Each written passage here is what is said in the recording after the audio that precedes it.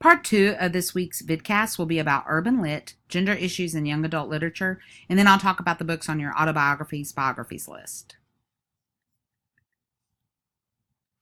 One of the subgenres of realistic literature is urban literature. Some people call it gangsta lit or hip hop lit. I'm not a fan of these terms. It's becoming increasingly popular. This genre is for the group of teens that are in urban high schools, and some may be socioeconomically disadvantaged. They are gritty and raw, and oftentimes controversial, as I mentioned, because of the language or the subject matter. But it's important, especially of those of you who will be working in urban areas, to be familiar with this genre. There is a potential for censorship issues because of the bad language and because of the controversial topics that are covered, but I'll tell you in some future slides about some of the series that you may be familiar with, or if you're not, I hope you'll try reading some of these titles. These are some examples of urban literature. Co Booth is well known for her series of books, Urban Lit. The first in the series was Tyrell, and then Kendra and Bronxwood. These are teens from the Bronx. At a recent conference, Co Booth was a featured speaker, and she said that she was previously a social worker who worked with juveniles, so she knows what she speaks. Blueford High is a very popular series by Townsend Press. When Patrick Jones, who's actually a retired librarian, he wrote these alternative series, he pulled from his experience as a YA librarian in a public library who worked a lot with urban teens. Excuse me. The Bridge is about a Hispanic boy, Jose. He has an issue where his parents don't speak English, so he's the bridge between them and the community he lives in. These books are very short, and they deal with a variety of topics that are real for many of our teens. This article was published a few years ago, but for those of you who serve urban teens in your public or school libraries, I think the list may be very helpful for you. It discusses how we can select literature that's going to reach marginalized youth. Quote, "The street fiction genre provides an extraordinary opportunity for teachers to make effective use of students' interests and lived experiences in the service of high-quality English education." End quote. And that's the key here, these lived experiences. The article is a bit dated, but it's an excellent place to start familiarizing yourself with this body of work. Another resource that I hope will be helpful to you is the Reader's Advisory Guide to Street Literature. This is an ALA publication by Vanessa Irvin Morris. She's also got a blog called streetliterature.com. These two resources, I hope, will give you some suggestions for titles in this genre. Urban lit and other types of realistic fiction can be kind of depressing to read because of the settings and because of the things that the characters are going through in their lives. Dorothy Broderick, who is the founder of Voya, said that there's so many people who complain that realistic fiction is too much unhappy scenarios, too many problem books. But she points out there really aren't any good old days. When we were all teens, we had problems. There were bullies, there was domestic abuse, divorce, and sexual issues. Why is realistic fiction so popular with teens? Well, they can see themselves in these stories, and it can help them formulate where they want to go in the future and how they want to live their lives. It can also help them become more caring and compassionate adults.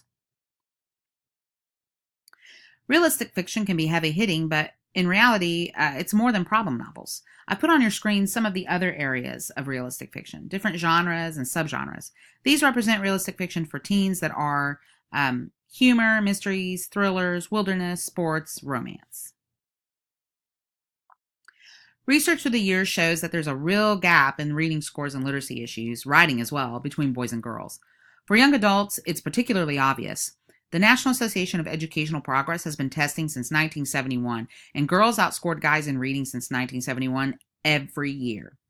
More recently, there were 8 tests since 2014 that are valid or vetted national exams. Females outscore males in the U.S. on these tests every time.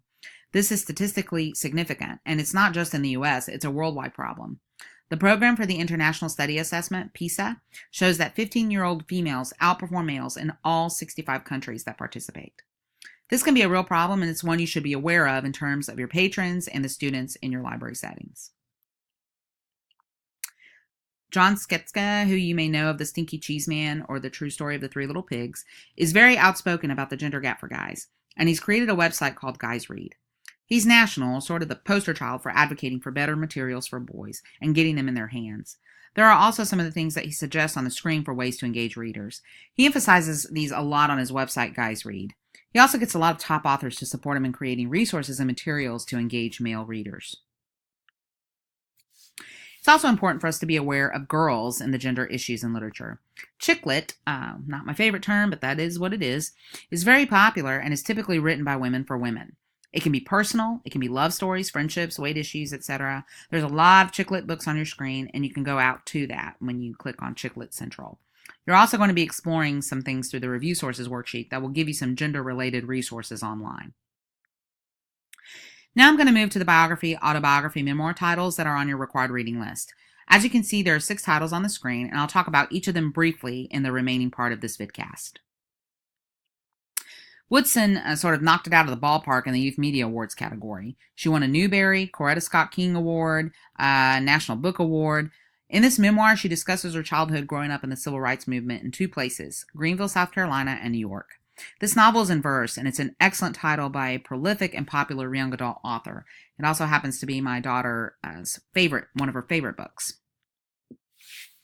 I try to provide a variety of titles for you so you have lots of choices from your required reading list. This is the musician who many of you know, I'm sure, but you may not know much about her life or the span of it. We all know she died tragically at a young age. She was 27. This is a really interesting perspective that some of your students who are musicians or enjoy listening to musicians might enjoy. We always associate Benedict Arnold with the term traitor or turncoat. This book paints a fuller picture of his life.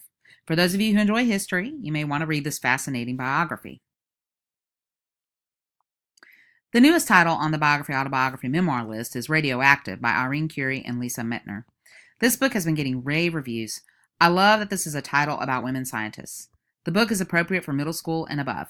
I've included a link to Conkling's essay about writing the book. Susan Campbell Bartoletti is a meticulous researcher. Her books are always well-documented, well-researched works.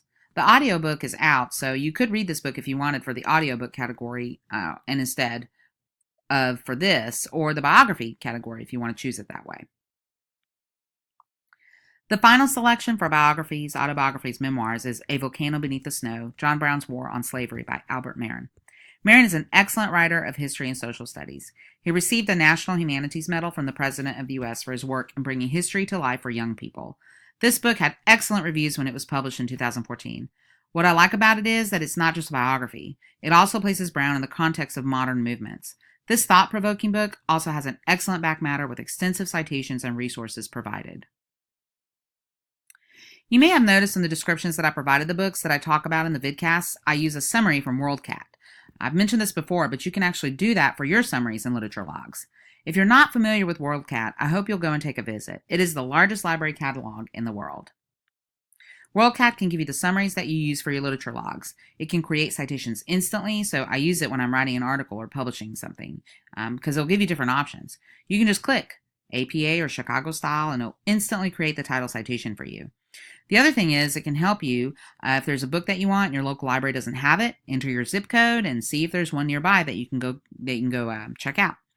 You can look up by subject and find similar topics on similar terms. You can create lists and bibliographies. There's even an app that you can load for WorldCat. I just think it's a wonderful tool, and I hope you haven't been exposed to it already. If you haven't been exposed to it already, that you'll take a look at WorldCat and use it frequently throughout this course to help you. I know a lot of you have already launched into the list and started to read and keep pace in the class for the 19 titles that you'll be required to read. So read, whether you're in the doctor's office or bedtime or your lunch break. Read just whenever you can to keep up with the pace for this class. Also, you can read not just the award winners, but the honor books. For example, the Prince Awards. It doesn't have to be the ones that won the award. It can be the ones that are honor books. As far as the nominees, another example is the Great Graphic Novels for Teens.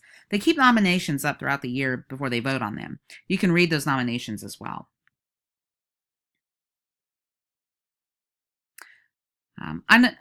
So another way to keep up with everything, as you know, is to listen to one audiobook. But I have found in previous classes that students quickly realize that, whoa, that's a great way to be reading while I'm walking, riding in my car, on a treadmill.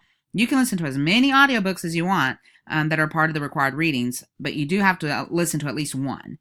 So as I've said in a previous vidcast, don't read more than one title by the same author. If your group has chosen your Margaret Edwards Award winner and identified the book that you're going to read for your author presentation, then don't read that author again for another requirement.